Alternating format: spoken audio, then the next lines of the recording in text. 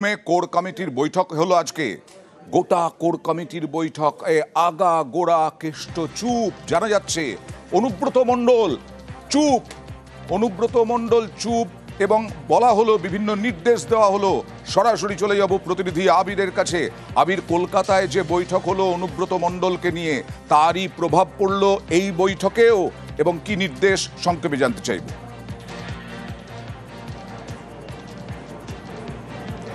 গত শনিবার যখন অনুব্রত এবং কাজলকে মুখোমুখি বসিয়ে দলের শীর্ষ নেতৃত্ব বৈঠক করেন, সেই বৈঠক থেকে বেরিয়ে যাওয়ার কয়েক ঘন্টার মধ্যেই অনুব্রত মণ্ডল তিনি জেলা কমিটির বৈঠক ডেকে বসেন।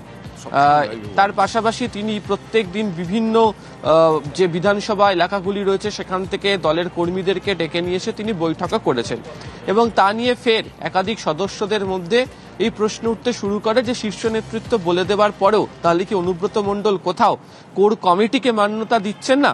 এবং আজকে যখন কোর কমিটির বৈঠক শুরু হয় তার আড়াই ঘন্টা আগে দেখতে পাওয়া যায় তিনি যে জেলা কমিটির বৈঠক ডেকেছিলেন সেই জেলা কমিটির বৈঠকের নোটিশটিকে প্রত্যাহার করার জন্য তার জনৈক ঘনিষ্ঠ ব্যক্তিকে মধ্যে দিয়ে তিনি পোস্ট করিয়ে দেন।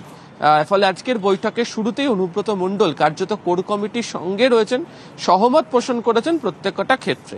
তবে কোর কমিটির মধ্যে যে দুটি বিষয় নিয়ে কথা হয়েছে, একাধিক বিষয়, তার মধ্যে দুটো বিষয় নিয়ে কথা হয়েছে যাতে অনেকেই মনে করছেন যারা বীরভূমের রাজনীতি সম্পর্কে অভিহিত যে এ দুটি আসলে অনুব্রতকে উদ্দেশ্য করেই বুঝিয়ে দেওয়া হয়েছে। প্রথম, 2026-এ কে প্রার্থী হবেন সে বিষয়ে যেন কোর কমিটির কেউ মুখ না খোলেন।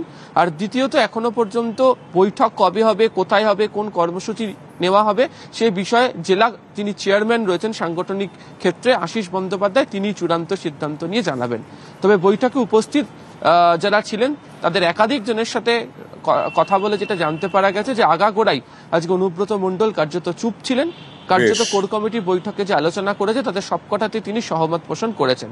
এবং শেষ করব এটা বলে যে আজকে ছবি ছিল দেখার মতো, কারণ অনুব্রত এবং কাজল উভয়ই পাশাপাশি বসেছিল কোর কমিটির বৈঠকের মধ্যে। বেশ,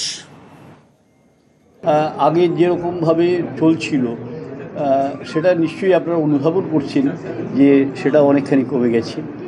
এবং আপনারা দেখেছেন যে ফেসবুক এই সমস্ত বিভিন্ন জন আমি আপনাকে খুব ভালোবাসি সেটাই লিখে দিলাম।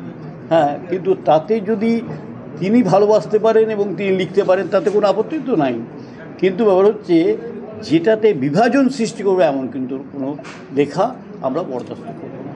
আবারও বলছি যে সেই ধরনের কোথাও কোনো লেখা পেলে আমরা কিন্তু যথাযথ ব্যবস্থা নেব। ব্যক্তি পছন্দটা আলাদা, আর দলের বিভাজন সৃষ্টিকারী কোনো মন্তব্য সেটা নিশ্চয়ই কঠোরভাবে দমন করা হচ্ছে। সারা বীরভূম জেলা নিয়ে আলোচনা হয়েছে, যে বিষয়গুলো আলোচনা হয়েছে সকল বিষয়ে আমরা সর্বসম্মতিক্রমে একমত প্রকাশ করেছি, এবং বীরভূম জেলা আগামী দিনে সকলে একত্রিত হবে, কাঁধে কাঁধ মিলিয়ে পায়ে পা মিলিয়ে লড়াই করব আমাদের বীরভূম জেলা কোর কমিটির চেয়ারপারসন ডক্টর আশিস বন্দ্যোপাধ্যায়ের নেতৃত্বে।